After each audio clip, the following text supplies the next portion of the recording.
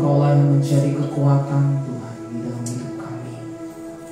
Engkaulah yang menjadi pengharapan di dalam setiap hidup kami Tuhan. Kami percaya Tuhan bahwa hanya Engkaulah Tuhan yang menjadi tempat perlindungan kami Tuhan. Di dalam setiap kesesakan kami, di dalam setiap kesenangan kami Tuhan. Kami mau menyatakan Tuhan bahwa ada Engkau yang selalu menyertai kami. Terima kasih Tuhan. Haleluya Yesus. Biarlah pagi hari ini Tuhan kami datang dengan segala kerendahan hati kami. Kami mau datang Tuhan, sebab tidak ada yang tersembunyi di hadapan Engkau ya Tuhan. Seluruh pemilik hidup kami ini, Yesus. Amin. Thank you Lord.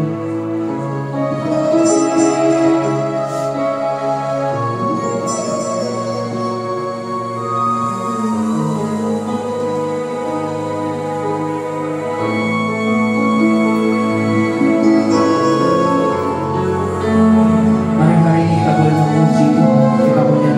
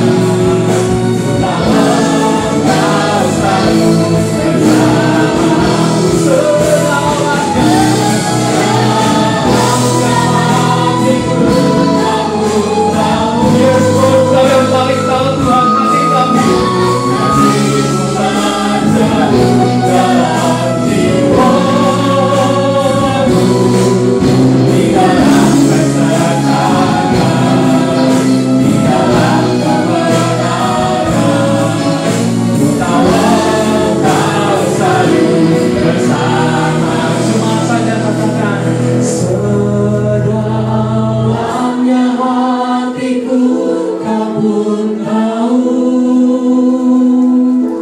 dan kasih-Mu tak jauh dalam jiwaku.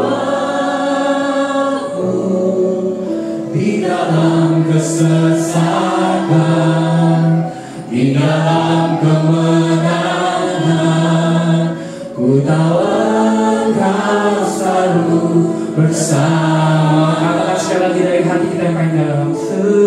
Sedalamnya hatiku Kau pun tahu. Amin. Biarlah ini pengakuan kita. Dan kasih-Mu tak jauh dalam jiwaku. Di dalam kesesakan, di dalam kemenangan, ku tahu Kau selalu bersamaku. Sedalamnya hatiku Kau pun tahu. Dan kasih-Mu tak jauh dalam jiwaku. Di dalam kesesakan, di dalam kemenangan, ku tahu Engkau selalu bersama. Biar musik memuji Tuhan. Yes, yes Lord, kami percaya Tuhan Engkau yang mengetahui segala isi hati kami Tuhan. Tiada yang tersembunyi di hadapan-Mu ya Bapa.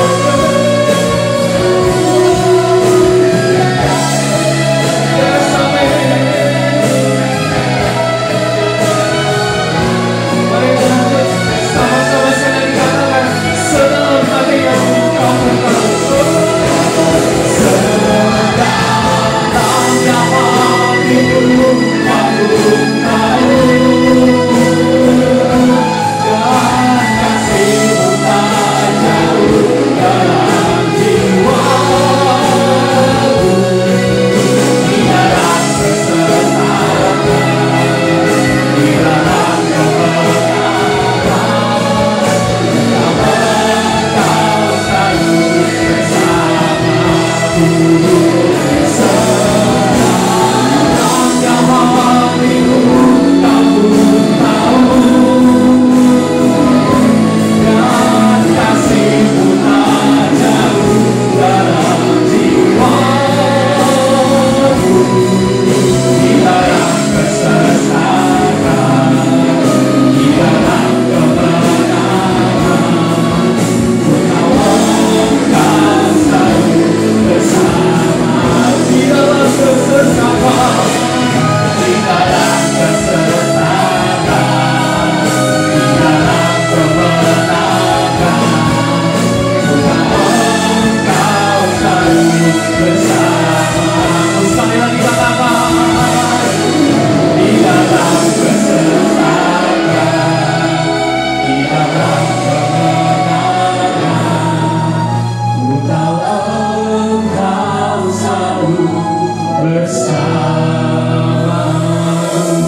Haleluya, kita berikan tepukan dan kemuliaan bagi Tuhan. Haleluya. Terima kasih Tuhan. Terima kasih Tuhan. Untuk kesempatan selanjutnya dengan hormat untuk Ibu Gembala kita membuka di dalam ibadah kita pada pagi hari ini. Terima kasih Bapak. Kami ucapkan di hari Tuhan siang hari ini karena berkat Tuhan kami semua anak-anak Tuhan, pelayan Tuhan sudah berkumpul dalam rumah Tuhan. Bapak kami mulai ibadah tentang Bapak dengan kami pelayan Tuhan yang berkumpul juga kubur sampai memberitahu firman Allah Roh Tuhan yang berkumpul Tuhan pakai ibadah kami ini. Bapak di atas mungkin ada anak Tuhan yang lain yang belum tiba. Tuhan serta mereka. Terima kasih Bapak. Kita berdoa dan mengucap syukur hanya di dalam nama Tuhan Yesus Kristus Juru Selamat kami yang hidup. Terima kasih. Terima kasih Bapak. Amin. Amin. Ya. Shalom Bapak Ibu yang kasih dalam Tuhan. Shalom. Siapa yang merasakan kebaikan Tuhan pagi hari ini boleh lambaikan tangan kita. Siapa yang merasakan kebaikan Tuhan bisa melihat sekeliling rekan-rekan kita. Boleh lambaikan tangan kepada rekan-rekan yang hadir juga pada pagi hari ini. Wow, shalom ya, segala damai sejahtera buat kita semua. Ya tentunya kita percaya bahwa kuasa Tuhan tidak pernah berubah dari dulu, sekarang sampai selama-lamanya. Amin. Kita menaikkan pujian bagi Tuhan, kita memuji Tuhan. Allah sanggup melakukan segala perkara.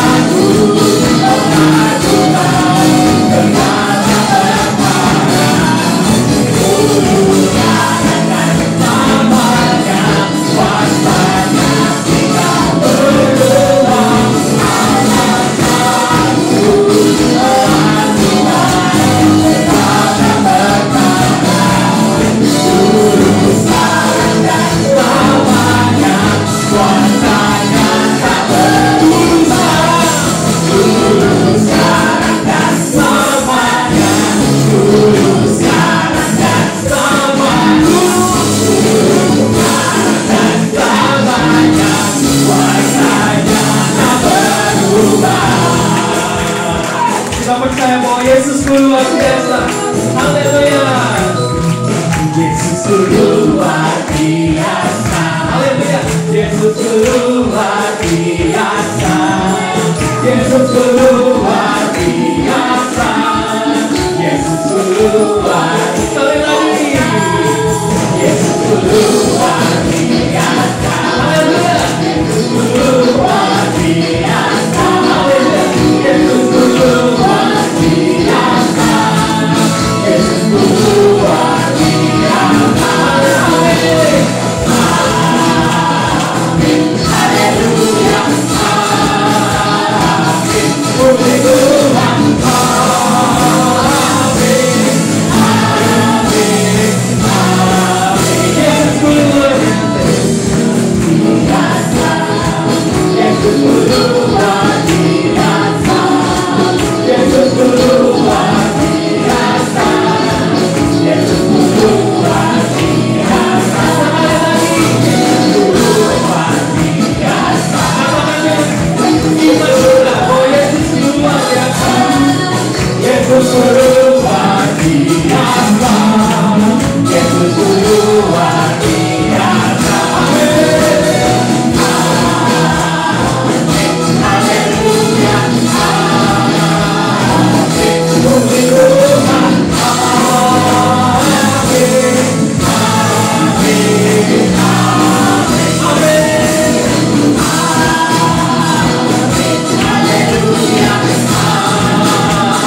Amin. Puji Tuhan. Amin.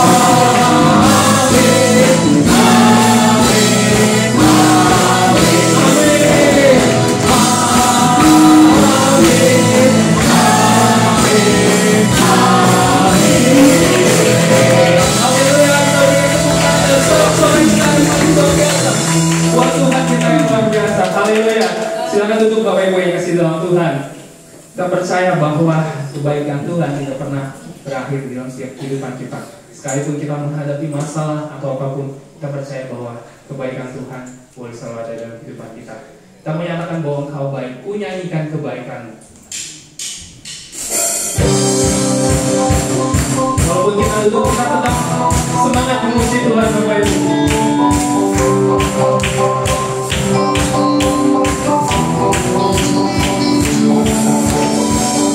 Tiada caranya, tiada bandingannya, kebaikanmu dapat hidupku.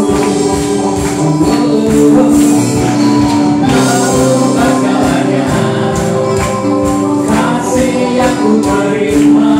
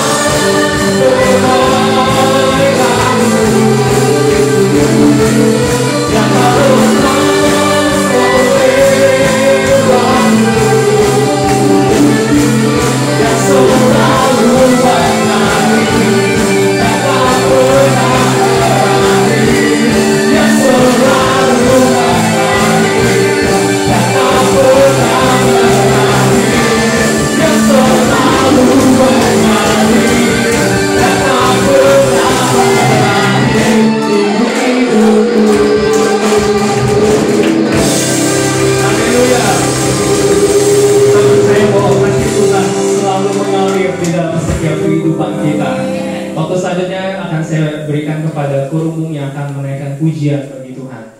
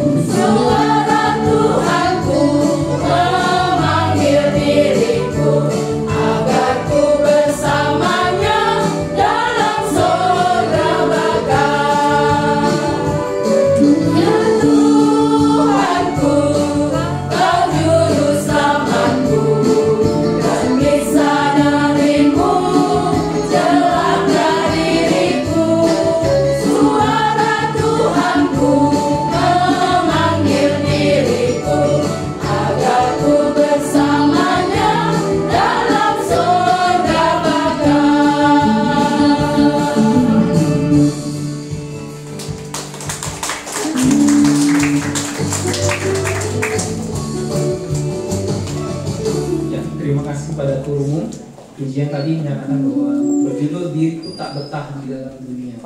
Refnya menyatakan, ya Tuhan, Engkau juru selamatku, terpisah darimu celaka diriku. Ya, saya percaya bahwa kita semua menyadari bahwa Tuhan kita hebat. Amin. Kita masih kuat memuji Tuhan. Amin. Di dalam pujian ada sukacita dari Tuhan ya. Kita menyatakan Tuhanku hebat.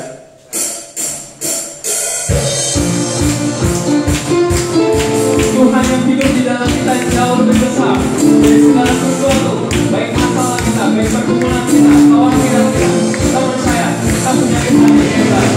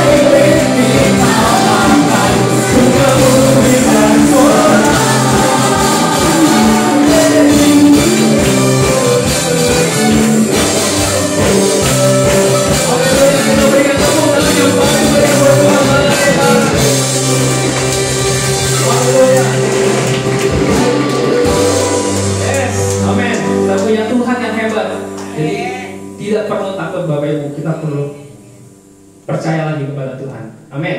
Ya, kita akan siapkan hati kita untuk menerima firman Tuhan. Hari ini temanya tentang pernikahan Kristen dan cinta yang pudar. Saya percaya bahwa ada satu cinta yang tidak pernah pudar di dalam hidup kita, yaitu cinta Kristus kepada kita. Amin. Kita mau belajar pagi hari ini dari hambanya, dan kita mau terus merendahkan setiap hati kita untuk kita boleh datang kepada Tuhan. Satu pujian yang sering dinyanyikan di dalam acara-acara pernikahan mungkin, ya. Tapi saya bawa hari ini untuk kita boleh kembali merefleksikan bahwa apakah hidup yang Tuhan berikan, keluarga yang Tuhan berikan, sudah boleh menyenangkan hati Tuhan dan melayani Tuhan. Kita mau angkat pujian bersama keluargaku. Haleluya.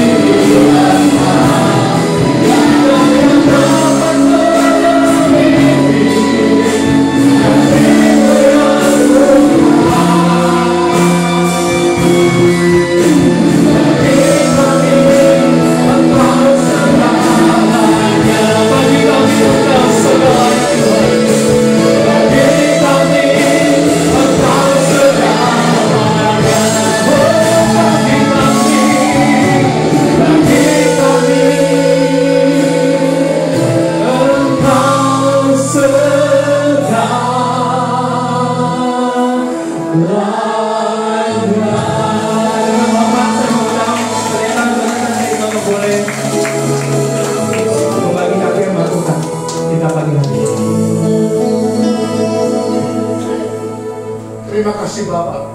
Engkau memang Allah kami yang luar biasa Tuhan. Yes. Harapan kami hanya di dalam Engkau sepanjang hidup kami dan sampai kekal selamanya. Hanya di dalam Engkau saja. Terima kasih Tuhan, pada minggu pagi yang indah seperti ini kami boleh beribadah, menyembah, memuji Engkau. Dan sekarang Tuhan mau mendengarkan firman-Mu. Berbicara kepada kami Roh Kudus, kami siap untuk mendengar, mengerti, dan terutama melaksanakannya dalam hidup kami. Dalam nama Tuhan Yesus Kristus kami naikkan doa kami Tuhan. Terima kasih Tuhan. Amin. Shalom saudara-saudara, silakan duduk. Saya mau berterima kasih kepada Ibu Gembala yang sudah berkenan saya boleh berdiri di mimbar ini. Terima kasih Ibu Bong. Oke. Saya lihat semua kok pakai masker ya. Udah masih takut. Siapa yang kemarin dengar Bapak Presiden mengatakan di Indonesia sudah tidak perlu pakai masker? Siapa yang dengar? Oh sudah banyak juga yang dengar ini. Bukan saya, bukan hanya mimpi aja ya. Presiden sudah mengatakan mau tidak perlu pakai masker lagi. Dan tapi kalau saudara masih ada khawatirnya nggak apa-apa juga. Nggak apa-apa, masih mau pakai masker juga nggak apa-apa. Lagi mau menutupi wajah saudara nggak apa-apa juga ya. Oke, saya akan berbicara pada pagi siang hari ini tentang pernikahan Kristen. Judulnya adalah Cinta Pudar. Oke, next.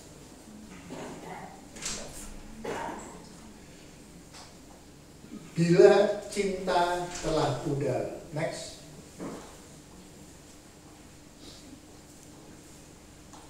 Sebelumnya, ada sebelumnya ini. Ada lompatnya ini. Next.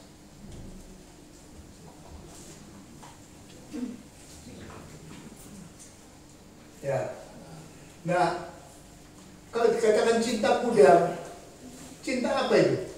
Cinta remaja, antar remaja memang akan pudar. Cinta berahi, cinta antar pria dan wanita itu juga akan pudar. Cinta monyet, bahasa Indonesia itu cinta monyet, bahasa Inggrisnya puppy love, cinta anak anjing. Cinta anak anjing juga akan pudar. Jadi kalau pernikahan kita didasarkan pada cinta-cinta seperti ini, cinta waktu kita remaja, cinta antara pria dan wanita, cinta monyet atau cinta anak anjing juga akan pudar, tidak akan lama. Bahkan pernikahan-pernikahan sudah didata ini, sudah diteliti. 5-7 tahun masih oke. Tapi setelah itu mulai goyah dan banyak perceraian terjadi antara 5-7 tahun. Karena cintanya sudah pudar, sudah tidak merasa cinta lagi. Tapi, next. Nah, sudah lihat gambar ini ya. Cowok dan cewek, masih remaja, masih anak muda, mungkin saling hidungnya digesek-gesek ke pipi pacarnya, mungkin tangannya itu merangkul pundak si cewek itu.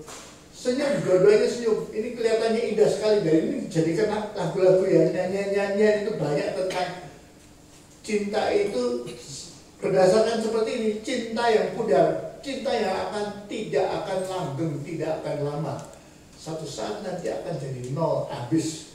Grafiknya akan menurun terus 5-7 tahun. Dan kalau saudara dan saya mendasarkan pernikahan kita berdasarkan cinta-cinta seperti ini, nggak akan langgeng. Next.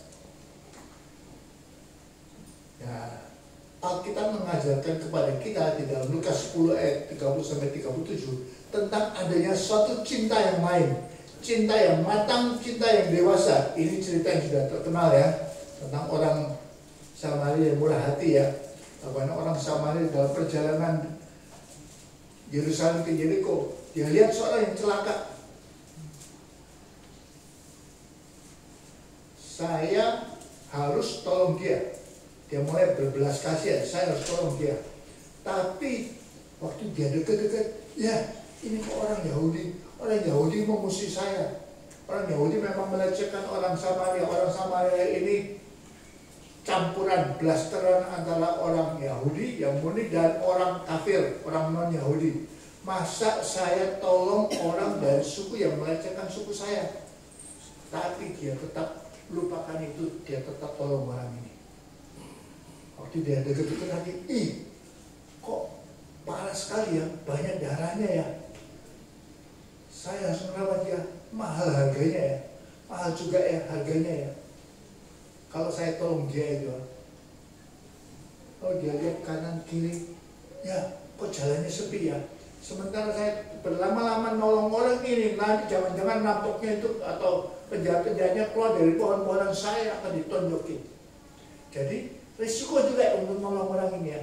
Sudah ini dari suku yang melecehkan suku saya, memusuhi suku saya. Yang kedua, mahal harganya untuk tolong dia. Dan yang ketiga, jangan-jangan dari pohon-pohonnya keluar rampoknya. Risiko juga ya, high risk juga ya, risikonya tinggi ya.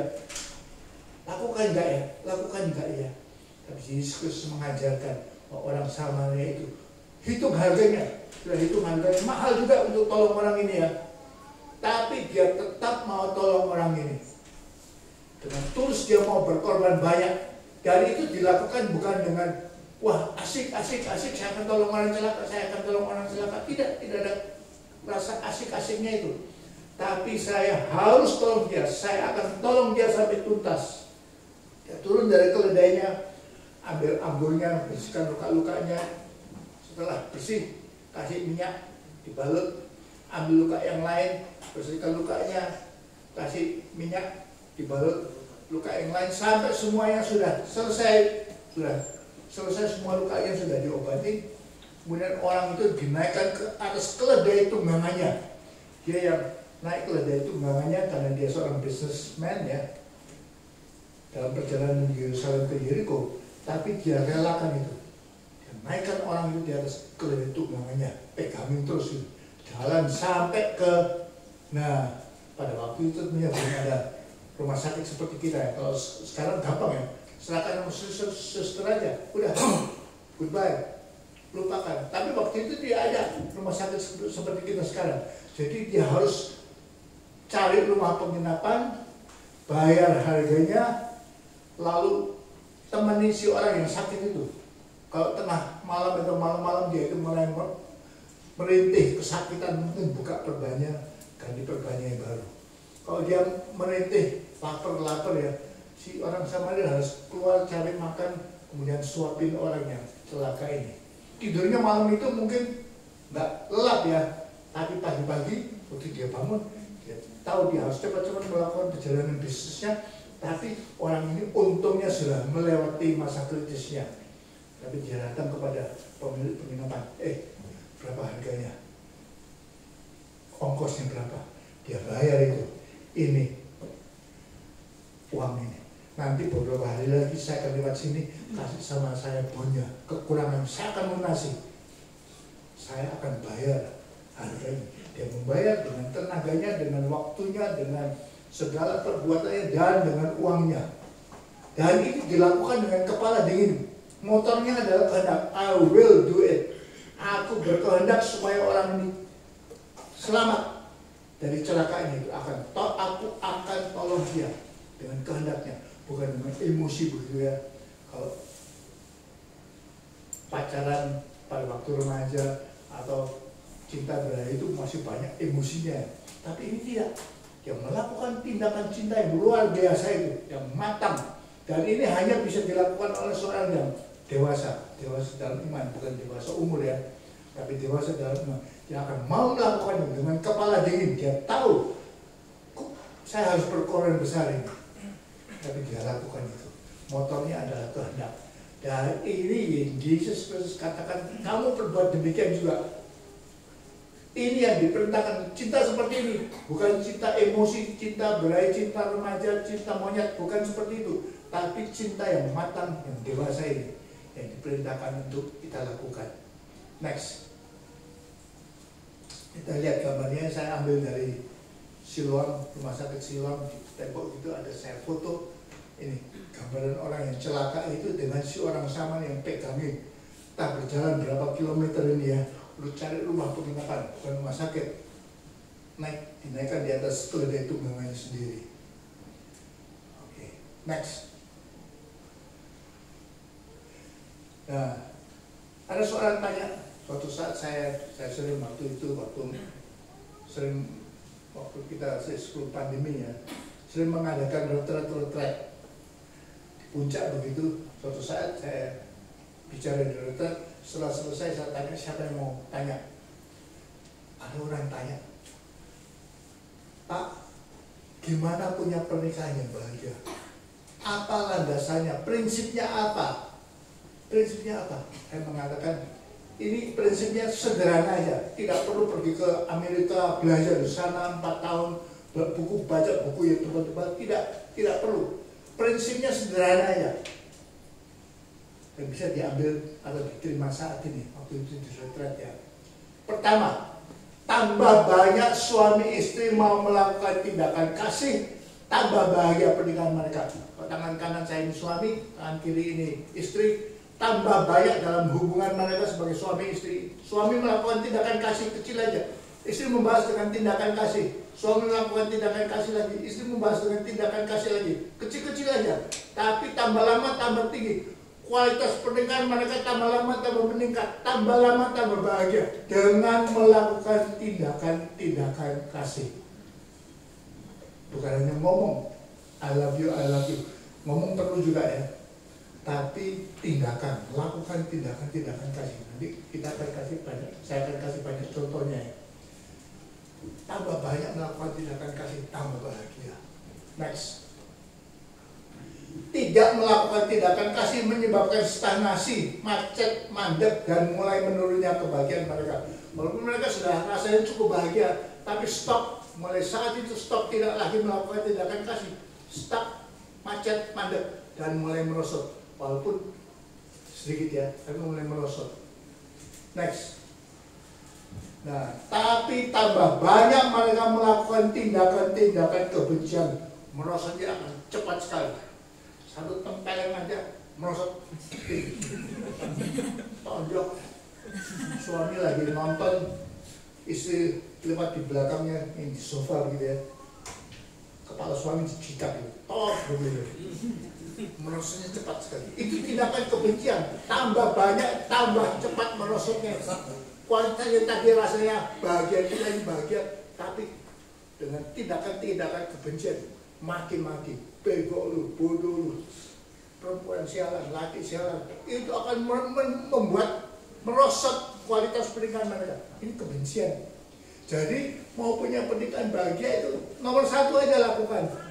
Banyak tindakan kasih, pasti kebahagiaannya itu akan meningkat terus. Tidak mau melakukan stuck macet dan melakukan tindakan kebencian, merosotnya akan cepat. Gampang ya. Ini nggak perlu belajar di luar negeri ya. Nggak perlu baca buku tebal-tebal begitu ya. Sederhana aja. Mau punya pernikahan bahagia, Bapak Ibu, dalam pernikahan sekarang, dalam keluarga, lakukan banyak tindakan kasih. Nah, apa itu nanti saya kasih banyak contohnya ya. Next. Mengapa begitu indah waktu pacaran? Waktu pacaran dua rasanya, waduh, saya cocok sekali sama dia. Kalau kita nikah pasti akan bahagia. Kenapa begitu indah? Karena banyaknya tindakan kasih. Sesuai dengan prinsip tadi yang nomor 1 ya.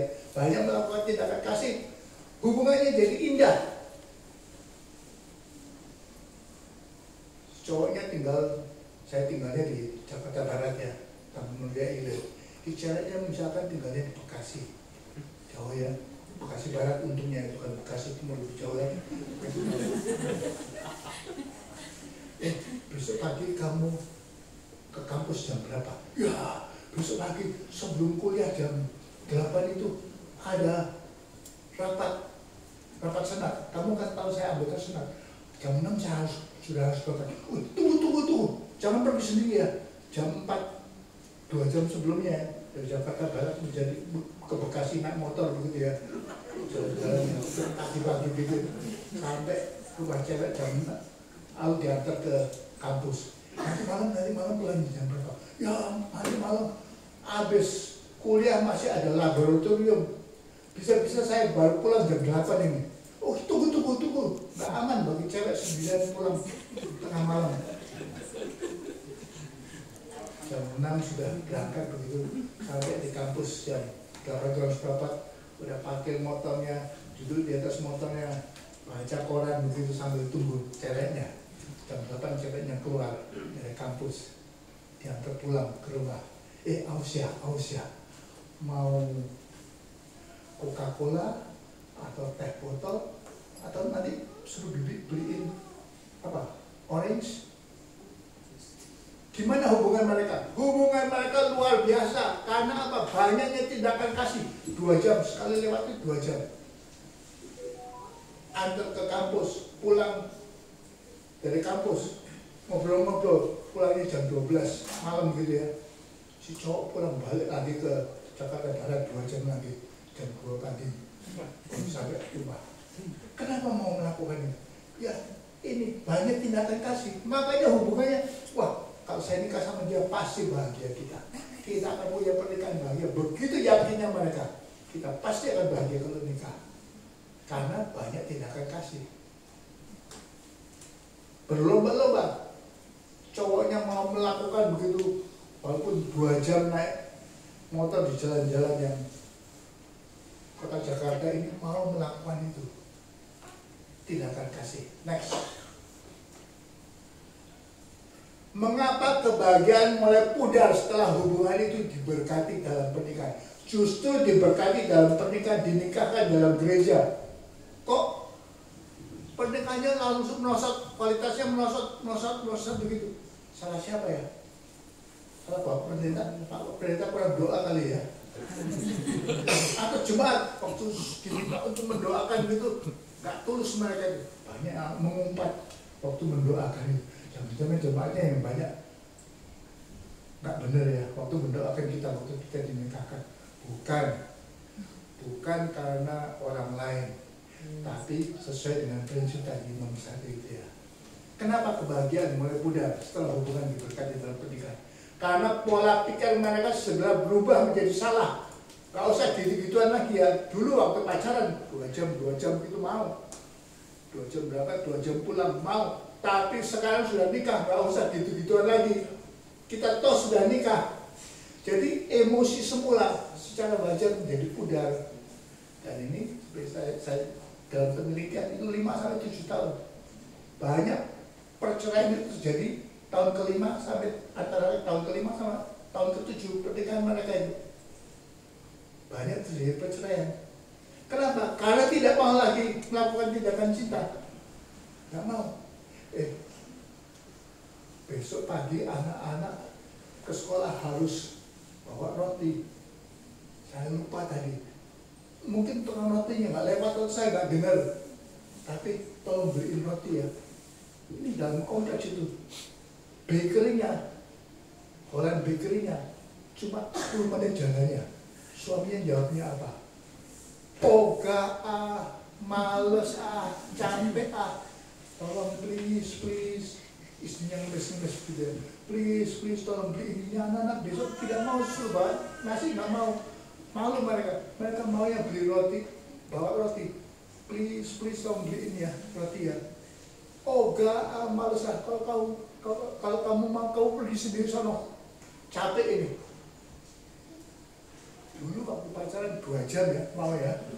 Dari Jakarta Barat sampai Bekasi ya. Sekarang jalan 10 menit aja. Males, tidak mau lagi melakukan tindakan cinta. Gak usah gitu-gituan lagi. Makanya seperti prinsip tadi itu, merosot. Hubungan mereka merosot. Apalagi habis si suami nggak mau, istrinya mulai ngomel.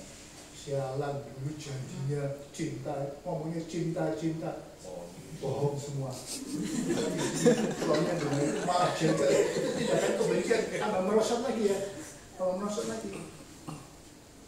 Karena melanggar prinsip tadi itu. Mau punya pernikahan bahagia, lakukan banyak tindakan cinta. Mau punya pernikahan yang parah, lakukan tindakan kebencian, Anda merosotnya akan cepat sekali ke bawah. Tidak bisa dibohongin itu. Dan itu sesuai dengan firman Allah. Sama seperti seorang Samaria yang melakukan yang luar biasa itu. Waktu dia mengobati orang yang celaka itu, naikkan di atas kol, itu namanya dibayarin 2 dinar. Nanti kalau kurang berapa ya, saya akan lewat sini. Berapa hari lagi, habis Kristus saya akan lewat sini, kasih saya bonnya. Saya akan lunasi. Tindakan tindakan cinta yang luar biasa itu. Dan Yesus Kristus mengatakan lakukan itu. Itu perintah daripada Kristus. Next. Nah, saya sebagai seorang counselor, saya yang mahasiswa di sini, saya tahu saya seorang counselor Kristen. Saya dengar banyak keluhan-keluhan pasangan. Ini beberapa keluhan yang sering terjadi ya. Dia tidak mau mesra lagi. Suami saya sekarang sudah cuek sama saya. Diajak ngomong aja jawabannya pendek. Kalau perlu nggak jawab. Udah nggak mau mesra lagi. Nggak seperti dulu. Dulu kita mandi bareng dan segalanya. Sekarang nggak mau. Kenapa suami jadi begitu ya, Pak Pendeta ya? Ada keluhan yang berikutnya. Istri saya sekarang kerjaannya marah melulu, mukanya ditekuk terus, cemberut terus. Kenapa ya? Sudah nikah kok istri jadi tidak menyenangkan seperti ini, marah melulu ya. Ngomel terus ya. Suami saya sekarang mulai melakukan KDRT, mulai tempeleng saya. Gimana ini Pak Pendeta? Kita dengerin keluhan-keluhan ini. Suami saya kok lebih cinta pada hal-hal atau orang lain. Kalau anaknya perlu tambahan uang untuk bayar uang sekolah, minta sama papanya, papanya mengatakan, kan sudah dibayar, sudah dilunasi, buat apa uangnya ini? Ini, papa tambahin ya, 10.000 ya, nanti kasih laporan, kelebihannya kembaliin sama papa ya. Tapi kalau adiknya minta uang kuliahnya langsung kasih. Kenapa suami saya sekarang lebih cinta sama orang-orang lain, sama keluarganya, sama adik-adiknya daripada anaknya sendiri? Kenapa itu? Keluhan. Dan sekarang keluhan yang paling banyak zaman sekarang adalah gadgeting terus ya. Suami saya pulang kantor langsung ambil tabletnya atau ambil HP-nya begini terus. Dari pulang kantor sampai malam mau tidur begini terus. Diajak main sama anak-anak nggak mau. Anak-anak deket-deket gitu. Sana, papa lagi sibuk ini.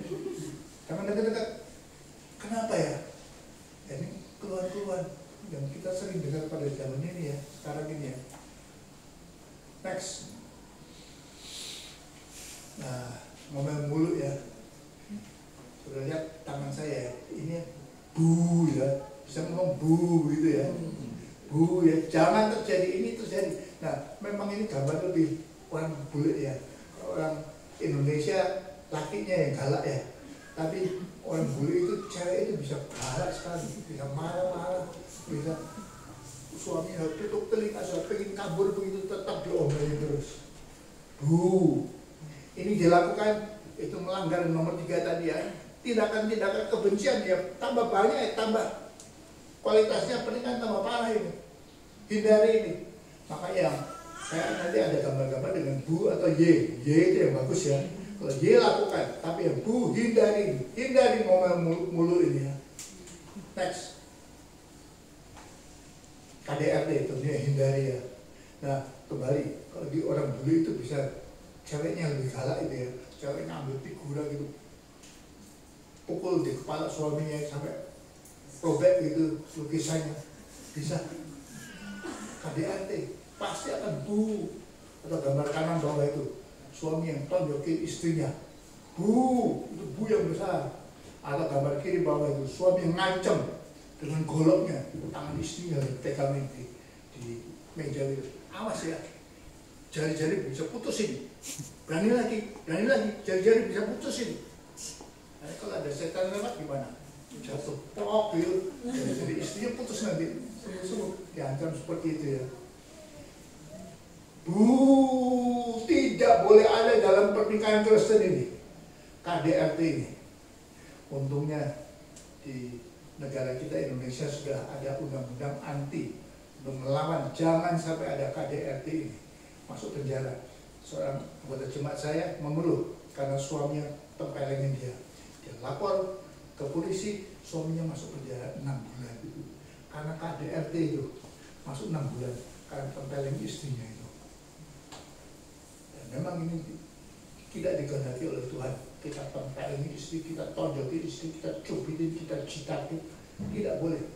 Dalam pernikahan ada KDRT ibu ya. Next. Nah, berantem di hadapan anak. Sudah lihat anak perempuan di atas itu dengan papa mama berantem itu sudah tutup telinga begitu, atau anak laki juga tutup telinga, nggak tahan. Anak-anak apalagi yang masih kecil itu tidak tahan dengan papa mama berantem. Begitu lihat papa mama mukanya gitu kok mereka sudah tegak, masuk kamar semua, naik tempat tidur, kepalanya ditutup atau telinga itu dengan bantal guling gitu, karena mereka ngeri kalau dengar papa mama berantem. Apalagi kok sambil teriak-teriak. Ini disebut pembentukan luka batin. Luka batin itu lebih parah daripada luka lahir ya. Kalau saya ambil silet gitu, saya silet tangan saya silet begitu, tentu keluar darah ya. Tapi apa yang saya ambil betadine, bersihin sedikit, kasih plaster, udah biarin aja, jangan dibuka. 2 minggu saya buka, sudah nutup ini. Tapi kalau luka batin ini tidak gampang seperti itu. Luka batin ada hatinya anak itu ditoreh-toreh, sayat-sayat begitu, itu akan berdarah-darah. Kalau luka batin tidak sembuh, sampai masa dewasanya anak itu akan jatuh bangun terus. Dalam pernikahan si cewek itu akan menjadi istri yang parah, atau si cowok bawah itu nanti kalau dia jadi dewasa, jadi suami, dia akan jadi suami yang parah kalau masih banyak luka batinnya. Suami dan istri yang banyak luka batinnya di masa lalu nggak sembuh-sembuh, itu menimbulkan, itu akan jadi calon suami atau calon istri yang parah. Susah sekali mereka itu akan membentuk pernikahan yang bahagia kalau masih banyak luka batinnya. Maka kita kansel incar itu luka batin apa yang ada ini. Kok sampai parah seperti itu? Kok tidak masuk akal mana-mana seperti itu? Ya karena waktu kecil ada banyak luka batin itu, hatinya masih ditoreh-toreh, berdarah-darah begitu. Lihat, bukan saja papa mama ngomel atau maki-maki berantem seperti itu, tapi malah dengan fisik. Anak-anak lihat papa mama itu pakai kursi, mungkin bukan kursi bersih seperti yang sudah duduk ini ya, kursi plastik gitu ya, pukul-pukulan. Mereka lihat mama mereka mempertahankan diri dengan kursi plastik, tapi papanya pukul keras sekali, terlempar itu. Udah itu nggak ada pertahanan lagi, mamanya hanya menggunakan tangannya dan papa pukulin itu. Itu pemandangan yang sangat mengerikan bagi anak itu. Itu membentuk luka batin. Hati anak itu disayat-sayat. Tidak boleh dalam keluarga Kristen terjadi pembentukan luka batin. KDRT itu sangat membentuk luka batin. Dan itu akibatnya parah. Bukan akibatnya bukan sekarang aja. Ya sekarang sudah parah ya. Anak jadi pendiam, pemulung, menjadi minder dan sebagainya. Nilai-nilai sekolahnya merosot, tapi lebih parah daripada itu kalau luka batinnya masih ada. Nanti mereka sudah umur 20 atau 30 sebagai suami atau istri, jadi suami istri yang parah.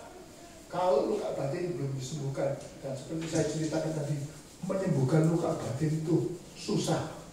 Menyembuhkan luka lahir, seret begitu, disilet keluar darahnya itu gampang, dengan plaster aja, udah 2 minggu dibuka sudah sembuh dan nutup itu. Tapi luka batin itu susah, harus ada pengampunan, mengaku dosa segalanya, mengampuni papa mama yang dulu saling berantem seperti itu. Jadi bu ya, jangan sampai dalam rumah tangga saudara itu ada pembentukan luka batin bagi anak-anak, terutama tambah dini, tambah kecil anak itu tambah parah, tambah gampang sekali luka batin. Kalau remaja itu sudah, atau anak-anak itu sudah remaja, lebih susah terbentuk luka batinnya. Tapi waktu masih kecil, waktu 2, 3, 4, 5 tahun itu gampang sekali. Waktu masih SD itu gampang sekali terbentuk luka batin. Jadi hindari, dalam keluarga Kristen tidak boleh ada KDRT ya, bu ya, bu. Next.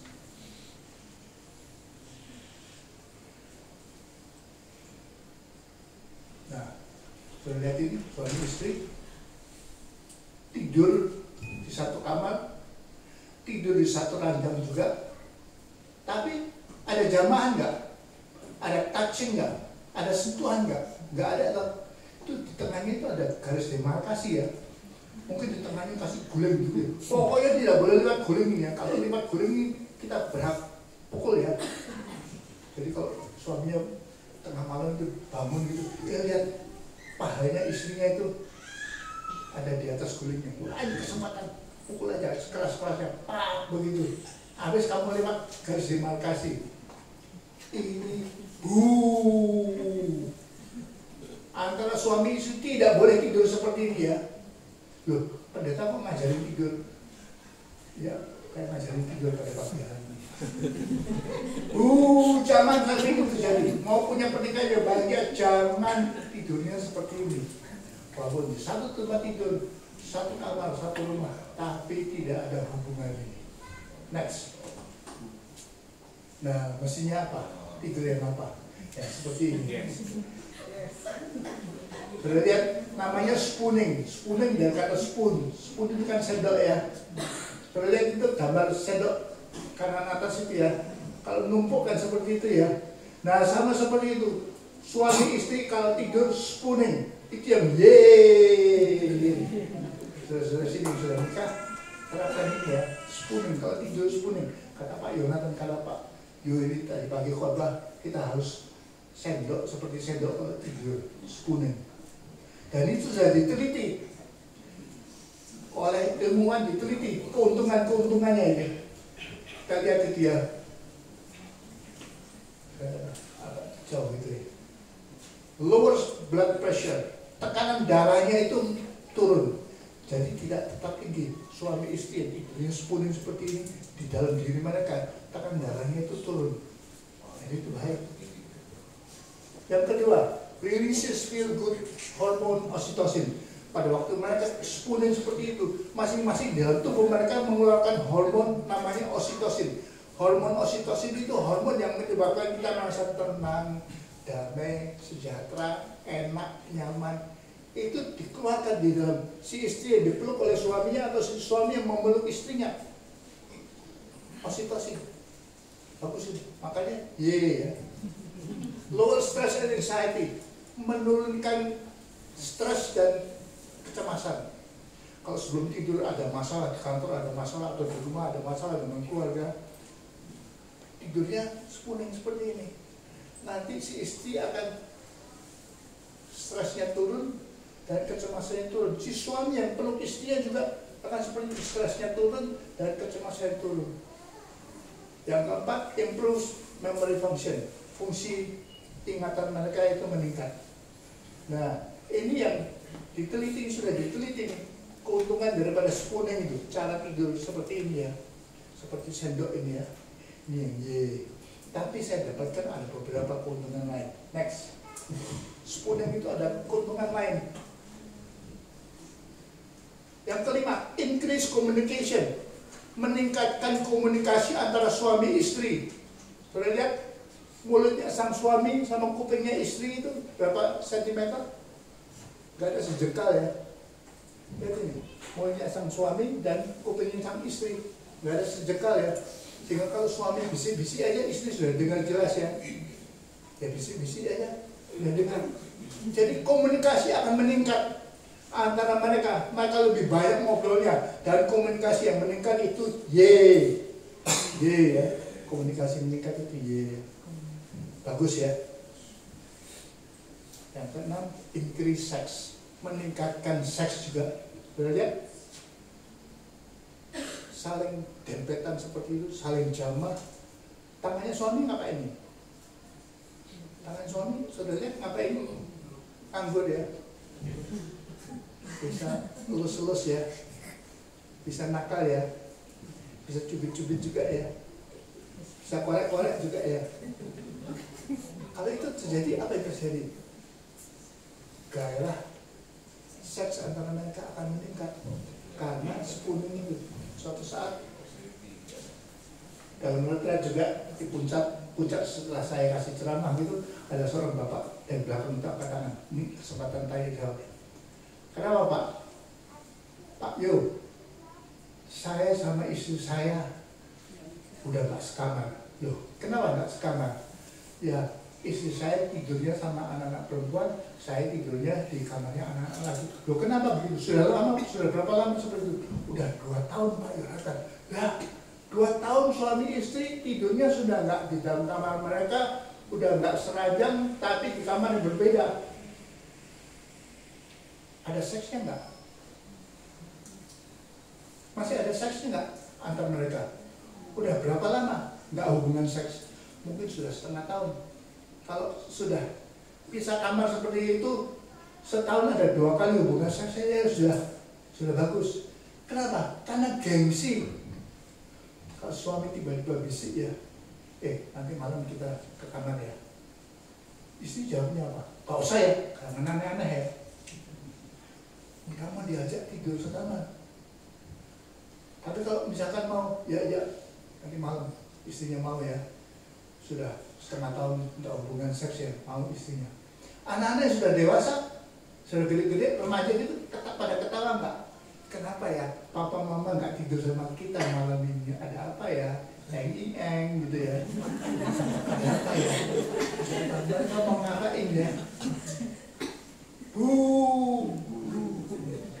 Jadi suami istri jangan tidur di kamar yang berbeda. Jelas rumah berbeda nggak boleh ya. Kamar berbeda pun jangan.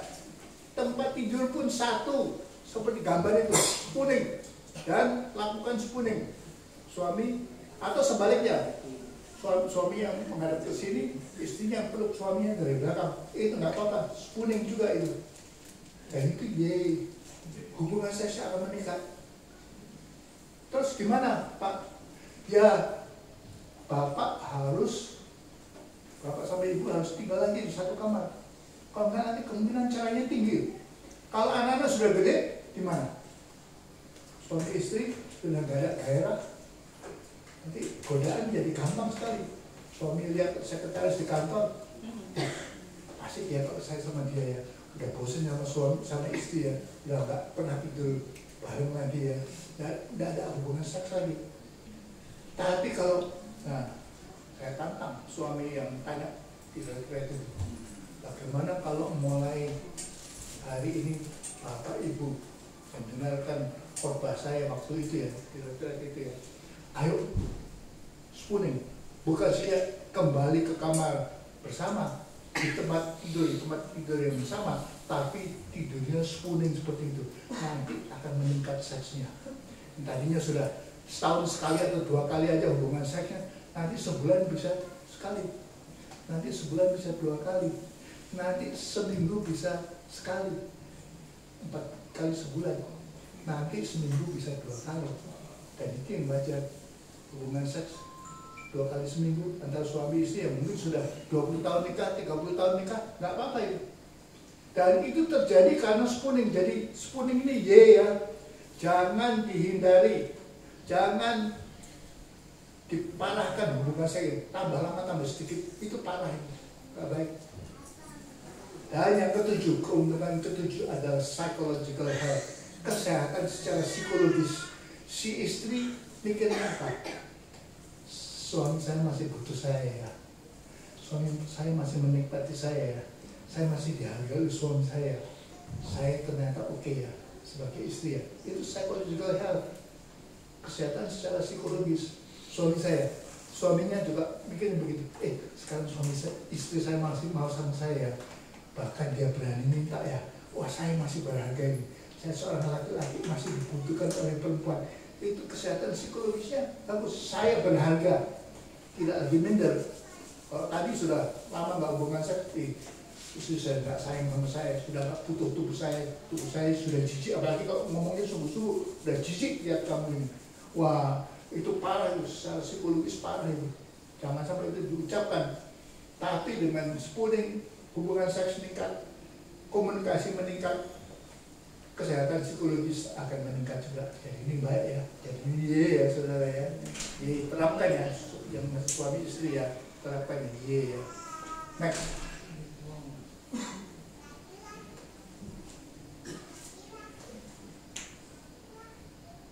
Ini hindari ya, ini Bu ya. Lihat suami istri tidur, mungkin tidur di satu tempat tidur, tapi istrinya sudah ngantuk mau tidur, suaminya masih ngerjain kerjaan kantor itu.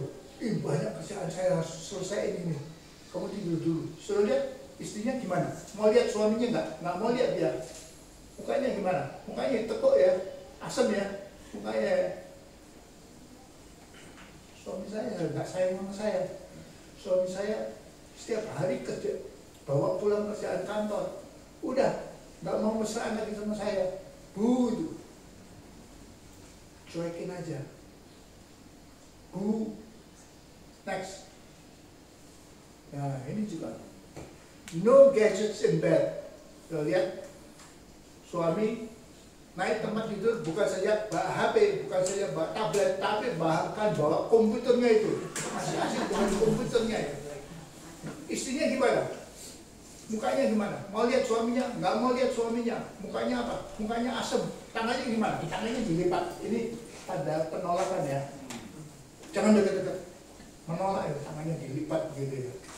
Ini posisi si istri kalau suaminya itu masih bawa, mungkin nggak bawa kerjaan di kantor, tapi masih suka nonton Netflix gitu ya, di tempat tidur gitu, di depan komputernya. Bu, jangan itu terjadi. No gadgets in bed. Tidak boleh ada gadget antara suami istri waktu mereka tidur. Jangan. Letakkan gadgetnya itu di meja depan, di kamar depan. Jangan bawa ke tempat tidur. Jangan bawa HP ke tempat tidur. Nanti keasikan nonton HP itu. Kita lihat gambarnya. Next.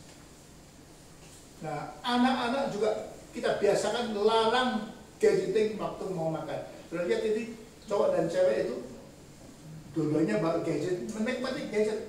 Ada perhatian satu sama lain, enggak cuekin sama satu sama lain. Yang gambar bawah itu ada temen deket-deket sama teman ceweknya itu, tapi dicuekin juga karena terlalu asik dengan gadget, dengan HP-nya, dengan games-nya. Kita, ini saya anjurkan ya, larang anak-anak duduk di meja makan pakai gadget, bawa gadget. Waktu saya sama dua anak saya punya dua anak, adik perempuan, kita makan mungkin peristiwa yang ulang tahun mungkin ya. Itu di Tony Romas. Tony Romas kan restoran yang mahal ya, jutaan ya, satu porsinya ya. Kita bertiga duduk begitu meja untuk 4 orang, tapi di samping itu ada meja panjang, mungkin 7 orang bisa di situ, duduk di situ. Sedangkan kita makan itu tiba-tiba datang satu keluarga, ada opa oma, ada papa mama, ada 2 anak laki perempuan seperti ini, dan ada pembantunya, mbaknya. 7 orang duduk di meja yang panjang itu. Tapi saya dapatkan mereka bisu, nggak ada suaranya. Karena apa? Begitu duduk 2 anak itu, cowok dan cewek itu, ambil tasnya, keluarkan dari tasnya itu HP begitu ya. Mereka mulai main gadget sendiri, main game sendiri. Sehingga walaupun 7 orang, nggak ada suaranya. Karena mereka asik dengan gadgetnya. Nah, pada waktu itu tiba-tiba saya lihat opanya nggak enak ya, masa kita makan rame-rame seperti ini kan, diem-diem aja. Jadi dia ngajak ngomong cucu perempuan, misalkan namanya Audrey ya. Audrey, kalau opanya tanya sesuatu, waktu si Audrey tanya sama opanya, dia noleh lihat opanya, nggak lihat gadgetnya lagi, lalu dia jawab. Setelah selesai, dia jawab, dia kembali lagi ke gadgetnya. Tapi setelah dia lihat gadgetnya, dia tiba-tiba ngomong gini, ya gara-gara opa kalah ini main games ya. Tapi pada saat itu papa mamanya diam. Mestinya pada saat itu papa dan mamanya, ini kesempatan yang baik untuk ngajar. Mestinya mamanya atau papa itu mengatakan, Audrey, dengar ya, opa tadi berusaha ngajak kamu ngomong sama kamu. Opa sayang sama kamu, opa ngajak ngomong sama kamu supaya kita nggak sepi-sepian seperti ini. Kamu sudah sehari-harian main gadget, tiap kali kamu main games itu sering kalah, sering menang. Kalau kalah nggak kehilangan uang, kalau menang nggak tambah uangnya, uangmu nggak tambah toh. Kamu seharian hanya main gadget aja. Kenapa opa ngajak ngomong sama kamu, kamu salah-salahin. Kamu yang sering kalah juga main gamesnya. Mulai sekarang tidak boleh, kalau pergi sama papa mama, tidak boleh bawa gadget. Jalan-jalan di mall, jangan bawa gadget. Makan, di meja makan, letakkan gadgetnya, taruh di situ, di meja tamu itu.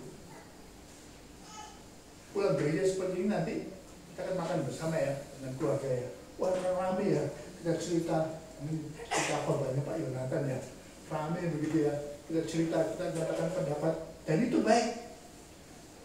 Waktu makan bersama satu keluarga itu ngobrol, ngomong, sharing, cerita-cerita, ketawa-ketawa, itu yang baik. Tapi kalau anak-anak itu kita bolehkan bawa gadget ke meja makan, mereka kan begini terus nanti. Udah cuekin keluarganya, anggota keluarga yang lain, karena mereka asik dengan gadgetnya itu.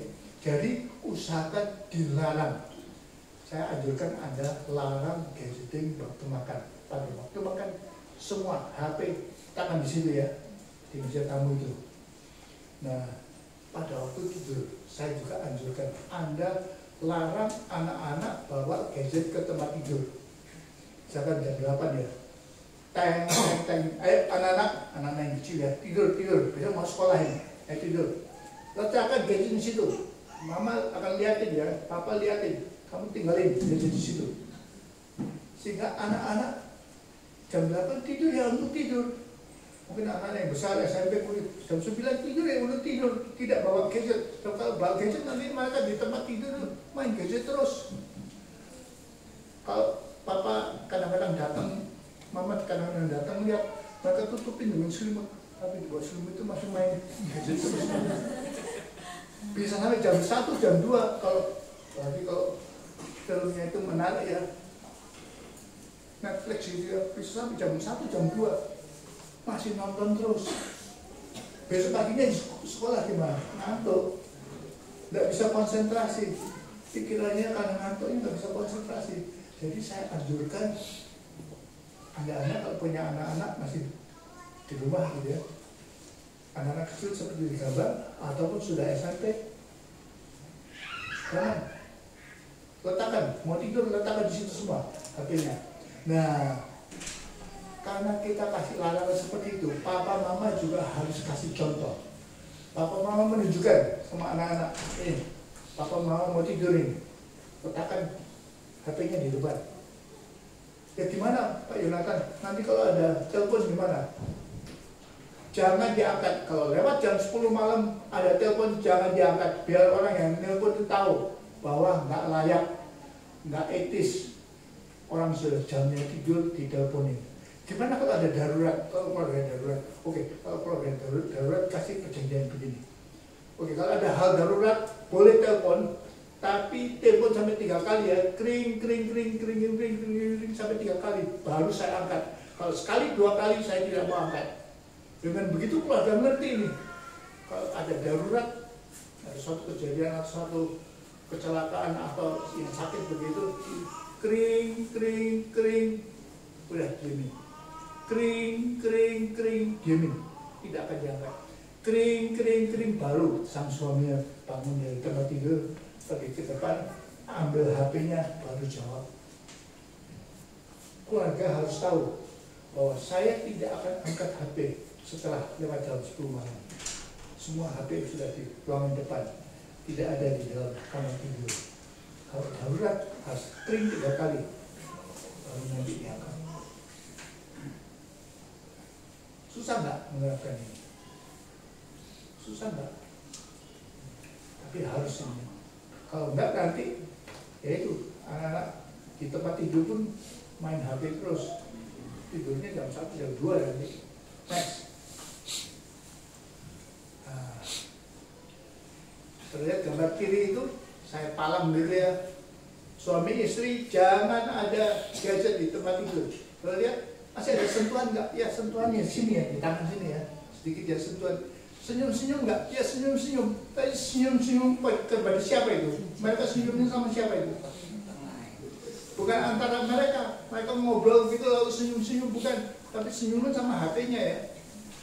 Senyumnya sama HP-nya. Jadi jangan terapkan ini. Kalau saudara mau, siapa yang ngomong itu? Pak Yo khotbah tadi mengatakan kita tidak boleh HP-an, bawa HP ke tempat tidur. Nah, yang boleh bawa HP, bahkan bawa tablet yang gede seperti itu, yang banyak yang baju merah itu jomblo ya, nggak punya pasangan, atau yang laki-laki di bawah itu lumpuh itu, Dia nggak bisa jalan itu. Jadi tidurnya sendirian. Maafkan, saya juga mau ini kita berhenti sebentar ya. Saya sudah jomblo 10 tahun. Saya tidur bawa HP ini. Cuma saya nggak ada perangkatnya itu. Kalau saudara tahu di mana jualnya, beritahu saya mau beli itu. Saya tidur sambil nonton gitu ya. Ini yang selingan aja ya. Tapi yang menikah jangan bawa HP itu masuk atau naik ke tempat tidur ya. Letakkan di luar, di meja atau di atas lemari dan sebagainya.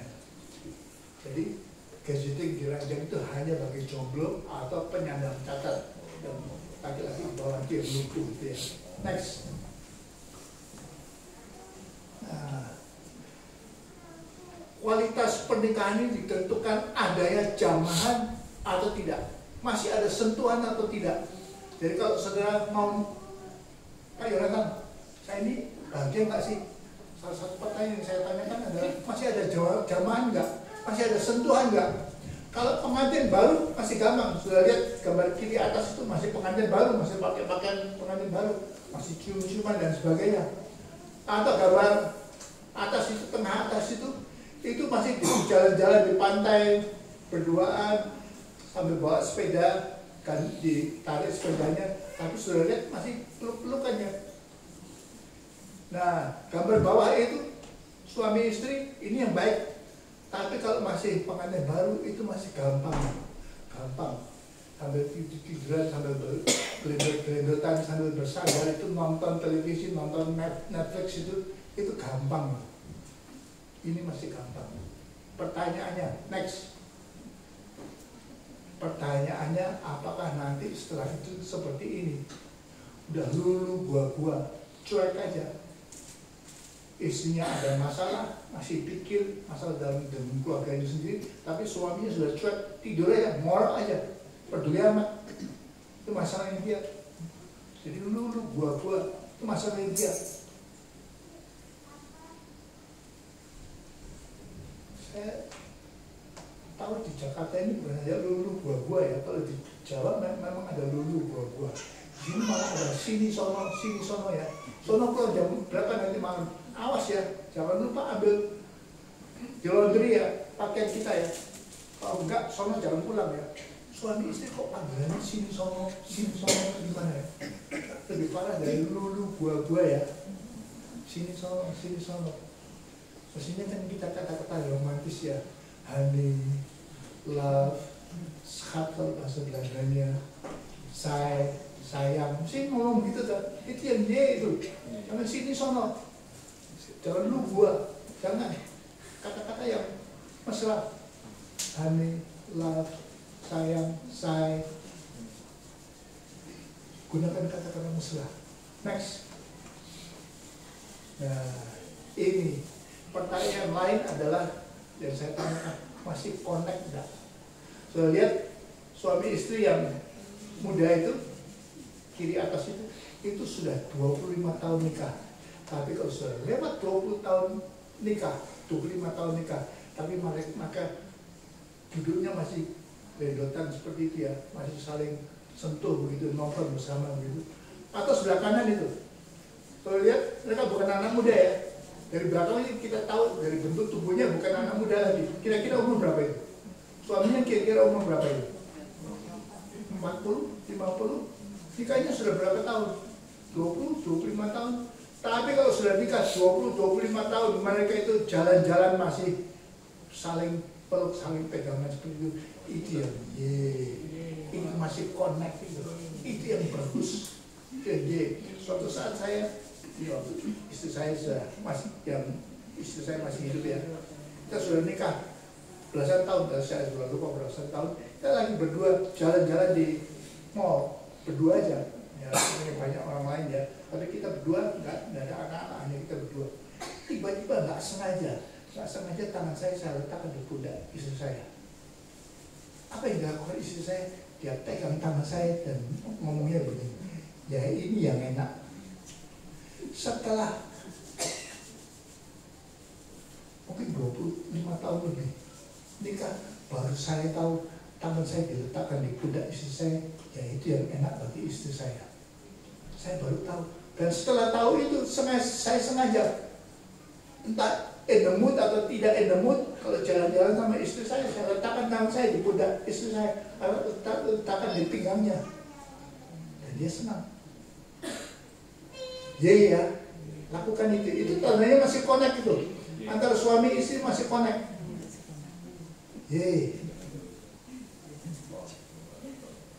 Next.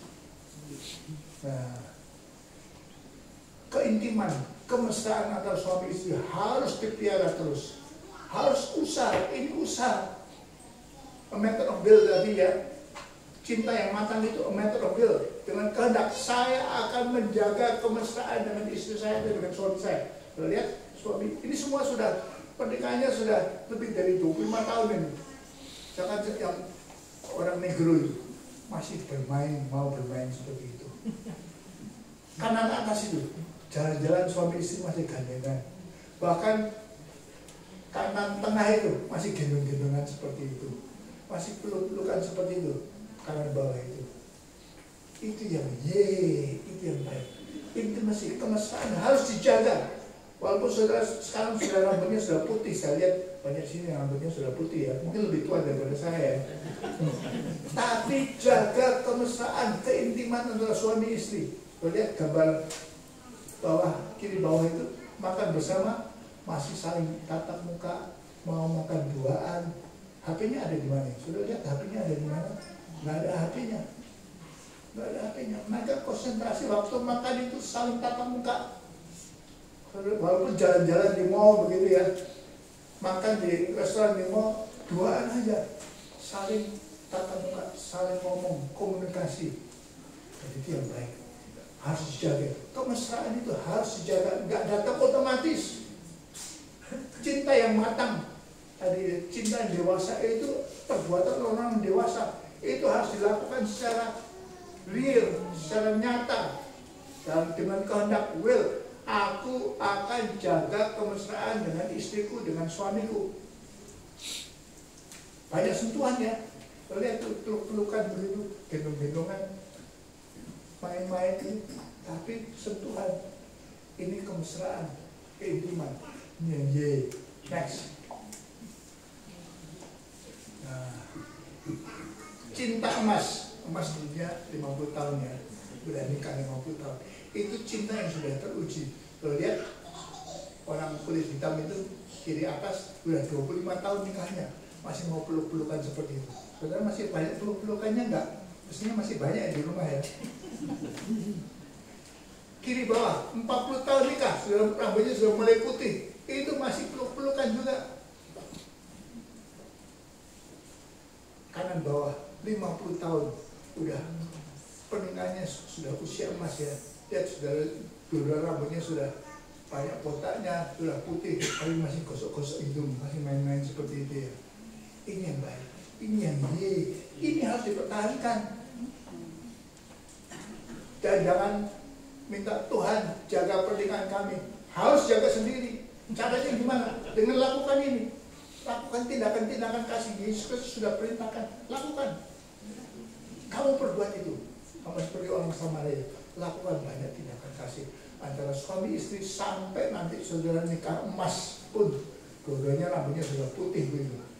Dan sebentar lagi ke Daus itu, tapi masih melakukan tindakan-tindakan cinta, masih kemesraan. Itu yang ngerti ya. Saya kasih banyak contoh ya, tindakan-tindakan yang itu sudah saya kasih banyak contoh ya. Nah, tidurnya, HP-nya, ngomongnya dan sebagainya. Itu sudah kasih banyak contoh. Jalan-jalannya gimana, makannya bersama harus banyak. Jangan ya, jangan ada bumbu itu mematikan, itu bikin rontok kualitas pernikahan saudara apa gitu. Kata-kata kasar, maki-maki, panggilnya sono sini. Jangan, tapi gunakan kemesraan. Rasanya sudah cukup ya. Mari saudara saya ajak kita tundukkan kepala. Terima kasih Tuhan. Engkau sudah mengajar kepada kami seperti orang Samaria yang mudah hati. Kami harus mempunyai cinta yang matang, yang dewasa, terutama kepada pasangan kami Tuhan. Dan kami sudah berjanji di hadapan-Mu Tuhan, kami akan mengasihi sampai maut menceraikan kami. Tidak ada kata perceraian, tidak ada kata perpisahan, tidak ada benci dan sebagainya Tuhan. Engkau menghendaki kami suami istri saling mengasihi sampai usia lanjut kami, sampai kami meninggalkan bumi ini masuk ke Firdaus. Terima kasih Tuhan, kami sudah mengerti Tuhan, dan kami tahu kami harus melakukan banyak tindakan cinta. Tidak ada jalan lain Tuhan, dan kita harus menghindari tindakan-tindakan kebencian. Terima kasih Bapak, dalam nama Tuhan Yesus Kristus kami sudah mengerti kehendak-Mu bagi kami, dan kami berjanji akan menerapkannya dalam hidup kami. Terima kasih Tuhan, dalam nama Tuhan Yesus Kristus. Amin. Tuhan memberkati saudara-saudara.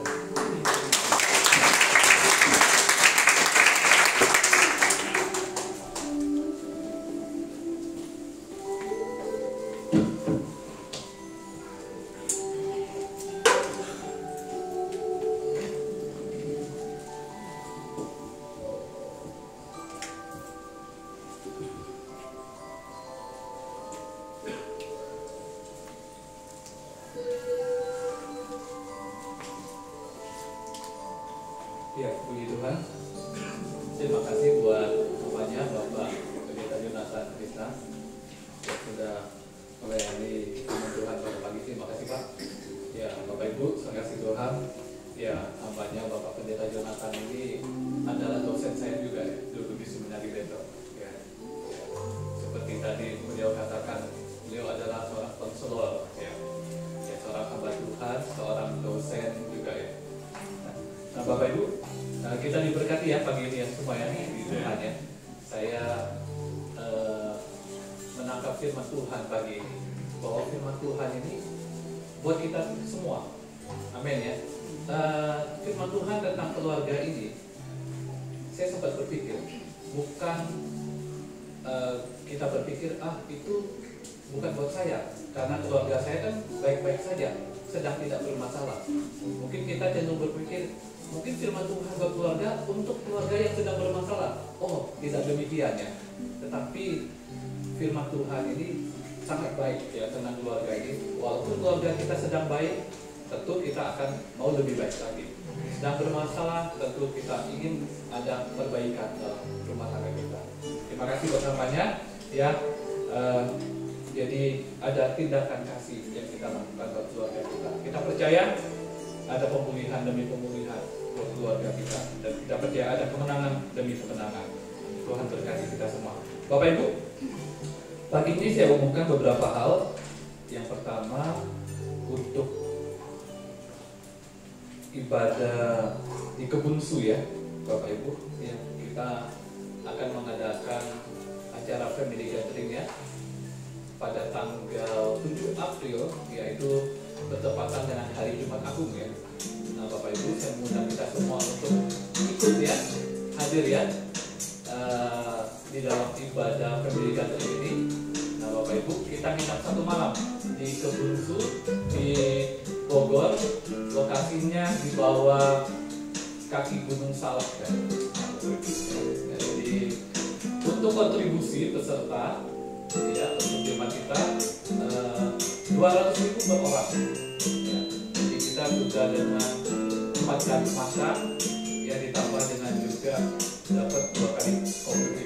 Nah Bapak Ibu, saya undang untuk kita bisa ini ya, dalam momen ini ya, biar untuk meningkatkan ya kebersamaan di antara kita ya, dan juga tentunya merekatkan hubungan di antara keluarga kita. Ya. Kita juga di sana bisa sharing bersama, ya, berpesan bersama, tentunya juga ada game dan sebagainya. Ya. Mungkin Bapak Ibu, dan juga Bapak Ibu yang berdaftar bisa daftar ya. Selesai ibadah ini bisa daftar dengan saudara Riki dan saudari Bibi. Saya melihat kemarin juga minggu lalu sudah banyak yang daftar, sudah 50 ke atas. Nah Bapak Ibu buru-buru ya, karena vilanya itu kurang lebih buat 100 orang ya. Nah Bapak Ibu ya, kalau sampai lebih di atas 100 orang, saya bilang harus buka villa baru. Nah Bapak Ibu, demikian ya untuk acara family gathering kita pada tanggal 7 April sampai 8 April ya. Bapak Ibu boleh daftar hari ini. Yang selanjutnya saya umumkan untuk minggu mendatang ya, tanggal ini ya, ada ibadah kembali minggu pertama ya, berarti tanggal 5 Maret. Nah, Bapak Ibu, ada perjamuan kudus ya, kita boleh hadir kembali dalam ibadah kita. Dan juga hari Kamis ya, kita ada Jum seperti biasa, ibadah keluarga. Bapak Ibu juga bisa hadir dalam ibadah Jum keluarga kita. Dan terakhir untuk persembahan seperti biasa ya, kita masukkan di amplop dan kita bisa taruh di kotak persembahan yang ada di depan.